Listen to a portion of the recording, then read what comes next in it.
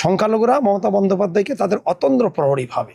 মমতা বন্দ্যোপাধ্যায় ছাড়া তারা কাউকে ভোট দিতে চায় না। মমতা বন্দ্যোপাধ্যায়কে ভোট দেওয়াটাকে তারা দেশপ্রেমের সংখ্যালঘু ছেলেমেয়েরা ইঞ্জিনিয়ার ডাক্তার হচ্ছে। 1300 কোটি টাকা ছেলে মেয়েদের সংখ্যালঘু ছেলেমেয়েরা স্কলারশিপ পায়। সংখ্যালঘুদের প্রায় 1500 কোটি টাকার মতো কবরস্থান, ঈদগাহ, প্রাচীর নির্মাণ করা। আমি পরিষ্কার বলছি, যারা বলছে মাদ্রাসা অনুমোদন, এটা তো সর্বে মিথ্যা, তারা জানেন। 572 কোটি টাকা সংখ্যালঘুদের বাজেট ছিল।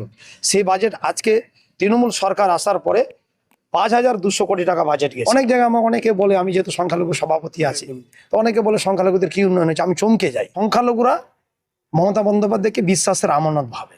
সংখ্যালঘুরা মমতা বন্দ্যোপাধ্যায়কে তাদের অতন্দ্র প্রহরী ভাবে। সংখ্যালঘু সংখ্যালঘু সংখ্যালঘু আমাদের রাজ্যে সংখ্যালঘু নিয়ে গুঞ্জন প্রচুর হয়, এবং সংখ্যালঘুদের জন্য কি উন্নয়ন করেছে, সংখ্যালঘুদের জন্য আরও কি উন্নয়ন করতে হবে, সংখ্যালঘুদের জন্য মাদ্রাসা, সংখ্যালঘুদের ছাত্রছাত্রীদের জন্য স্কলারশিপ করেছে, এবং রাজ্য সরকারও দাবি করে সংখ্যালঘুদের উন্নয়ন করে দিয়েছে। আসলে কি উন্নয়ন করেছে, আজকে আমরা কথা বলবো মুশাররফ হোসেনের সঙ্গে। মুশাররফ হোসেন হচ্ছে ইটাহারের বিধায়ক, বর্তমানে ইটাহারের তিনি তৃণমূল কংগ্রেসের প্রার্থী, এবং তৃণমূল সংখ্যালঘু সেলের রাজ্য সভাপতির দায়িত্বে রয়েছেন। তাই তাকে পেয়ে আমরা নানান কোশ্চেন করেছি। আমরা ওয়াকফ থেকে শুরু করে SIR এবং সংখ্যালঘু উন্নয়ন, সংখ্যালঘুরা কেন তৃণমূল কংগ্রেসকে ভোট দেবে, কেন দিচ্ছে, সংখ্যালঘুদের জন্য কি করছে তৃণমূল সরকার, সমস্ত কিছু কিন্তু তিনি উত্তর দিয়েছেন। কি উত্তর দিলেন একে একে আপনাদেরকে শোনাবো। শুনুন মুশাররফ হোসেন কি বলছেন। আপনি সংখ্যালঘু সেলের রাজ্যের দায়িত্বে আছেন, যদি আপনারা ক্ষমতায় আছেন, সংখ্যালঘুদের উন্নয়ন কোন কোন দিকগুলো কমতি আছে বা কোনগুলো ঘাটতি পূরণ করবেন? না, খুব ভালো কোশ্চেন। আমি থ্যাংক ইউ জানাচ্ছি আপনাকে। দেখুন, মাননীয় মুখ্যমন্ত্রী সংখ্যালঘু খাতে একটা অভূতপূর্ব অভিনব উন্নয়ন করেছেন। চমকে দেওয়ার মতো প্রশংসনীয় চমৎকার উন্নয়ন করেছেন। আপনি যদি বাজেটটা লাস্ট বাজেট দেখেন কয়েক বছরের, 11 সালের অবধি আগে 572 কোটি টাকা সংখ্যালঘুদের বাজেট ছিল। সেই বাজেট আজকে তৃণমূল সরকার আসার পরে 5200 কোটি টাকা বাজেট গেছে। আর কেন্দ্র সরকারের এই বাজেট নেই। সংখ্যালঘুদের প্রায় 1500 কোটি টাকার মতো কবরস্থান, ঈদগাহ, প্রাচীর নির্মাণ করা হয়েছে। বিশ্বমানের আলিয়া বিশ্ববিদ্যালয় হয়েছে, বিশ্বমানের হজ টাওয়ার হয়েছে। আপনার ঐক্যশ্রী, বিশ্বখ্যাত ঐক্যশ্রী স্কলারশিপ 1300 কোটি টাকা ছেলে মেয়েদের সংখ্যালঘু ছেলেমেয়েরা স্কলারশিপ পায়। এবছরে 44 লক্ষ পেয়েছে। এর বাদ দিয়ে ধরুন মাইনরিটির লোন, এর বাদ দিয়ে সংখ্যালঘু ছেলেমেয়েরা ইঞ্জিনিয়ার ডাক্তার হচ্ছে। আমরা WBMDFC থেকে, সংখ্যালঘু দপ্তর থেকে আমি নিজে 100 ছেলে মেয়েকে ডেকেছিলাম যে আপনারা কি করে, মুসলিম ছেলে মেয়ে কি করে ডাক্তার ইঞ্জিনিয়ার হলেন। তারা উত্তর দিয়েছে, আপনার মাননীয় মুখ্যমন্ত্রী না থাকলে, আমার বাবারা লোন না পেলে, 35-40 লক্ষ টাকা লোন না পেলে আমরা একজনে ডাক্তার ইঞ্জিনিয়ার হতে পারতাম না। তাই সংখ্যালঘু খাতে একটা বিরাট অভিনব উন্নয়ন হয়েছে। সেই ক্লাসরুম হোক, সেই আপনার বিভিন্ন ট্রেনিংয়ের ক্ষেত্রে হোক, আর কয়েকটা তো উন্নয়নের ক্ষেত্রে আমি আপনাকে বলেই দিলাম। তারপরে জন্ম থেকে মৃত্যু অবধি অনেক সুবিধা তো সব সংখ্যালঘুরাই পাই। তাই সংখ্যালঘুরা মমতা বন্দ্যোপাধ্যায়কে বিশ্বাসের আমানত ভাবে। সংখ্যালঘুরা মমতা বন্দ্যোপাধ্যায়কে তাদের অতন্দ্র প্রহরী ভাবে। মমতা বন্দ্যোপাধ্যায় ছাড়া তারা কাউকে ভোট দিতে চায় না। মমতা বন্দ্যোপাধ্যায়কে ভোট দেওয়াটাকে তারা দেশপ্রেমের অংশ ভাবে। তাই সংখ্যালঘু ভোট এবারও অটুট আছে, অক্ষত আছে মমতা বন্দ্যোপাধ্যায়ের প্রতি। সেটা ফলাফলে বুঝতে পারবেন। কি সামনে কি পাচ্ছেন, আরো কি করা যায়? হ্যাঁ, সামনের ক্ষেত্রে বিরাট কোশ্চিন করেছেন। সামনের ক্ষেত্রে আমরা কমিউনিটি ডেভেলপমেন্টের জন্য অনেক ট্রেনিং প্রোগ্রাম, তারপরে এদের যেগুলো চলমান উন্নয়ন আছে সেগুলো বাড়ানোর ক্ষেত্রে হোক, আরও বিভিন্ন ক্ষেত্রে আমরা সংখ্যালঘু খাতে বিভিন্ন উন্নয়ন, আমরা অলরেডি বাজেট তো আছে, এই বাজেট টাকা খরচা হয়নি। 5200 কোটি টাকা বাজেট ফেব্রুয়ারি মাসে পাস হয়েছে। এগুলো সংখ্যালঘু খাতে উন্নয়ন হবে। অনেক জায়গায় আমার অনেকে বলে, আমি যেহেতু সংখ্যালঘু সভাপতি আছি, তো অনেকে বলে সংখ্যালঘুদের কি উন্নয়ন হয়েছে, আমি চমকে যাই।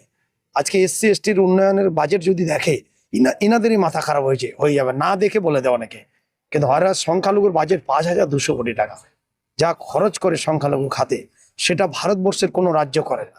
তাই সংখ্যালঘুদের অনুরোধ করব, অপপ্রচার, গুজব, পরনিন্দা, কুৎসা, গীবদে কান দেবেন না। কিছু সোশ্যাল মিডিয়া ওয়াকফের বিল নিয়ে একটা গুজব ছড়িয়েছিল। কিছু সোশ্যাল মিডিয়া এই মমতা বন্দ্যোপাধ্যায়ের কিছু কথাকে নিয়ে কাটিং করে গুজব ছড়ায়। দেখুন, বিরোধী নেত্রী, একজন শাসক নেত্রী অনেক কিছু বলতেই পারে, তার মানে এই নয় সেটার জন্য যাচাই বাছাই না করে হুট করে মন্তব্য করে সোশ্যাল মিডিয়ায় চালা, এটাও ঠিক নয়। তাই আমি মানুষকে অনুরোধ করব, আপনারা গুজব, অপপ্রচার, গীবত, কুৎসায় কান দেবেন না। মমতা বন্দ্যোপাধ্যায় ছাড়া আমাদের ভালোবাসা, আস্থা, শেষ ঠিকানা উন্নয়নের, নিরাপদ, বিপদমুক্ত থাকার শেষ ঠিকানা সংখ্যালঘুদের মমতা বন্দ্যোপাধ্যায়। মমতা বন্দ্যোপাধ্যায় সংখ্যালঘু প্রেমী মুখ্যমন্ত্রী। নাহলে আজকে আমাদের মতো ছেলেদের গ্রামগঞ্জ থেকে তুলে এনে এই দ্বিতীয়বার নির্বাচন করা, বা বিভিন্ন পদ পদবি দিয়া দিত না।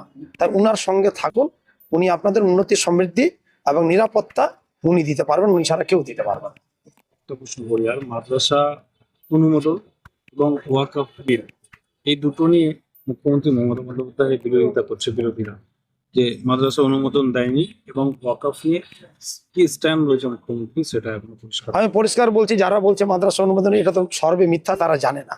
435টা মাদ্রাসা অনুমোদন পেয়ে গেছে, 700 কটা লাইনে পাইপ লাইনে আছে, আর বাকির কোনো মাদ্রাসার অস্তিত্ব খুঁজে পাওয়া যাচ্ছে না।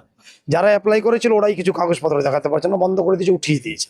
তো 435টা অলরেডি হয়ে গেছে অনুমোদন, 700টা পাইপ লাইনে আছে, এটাও যে কোনো দিন হবে। এক, ডিএলআইটি রিপোর্ট ঠিকঠাক থাকলে।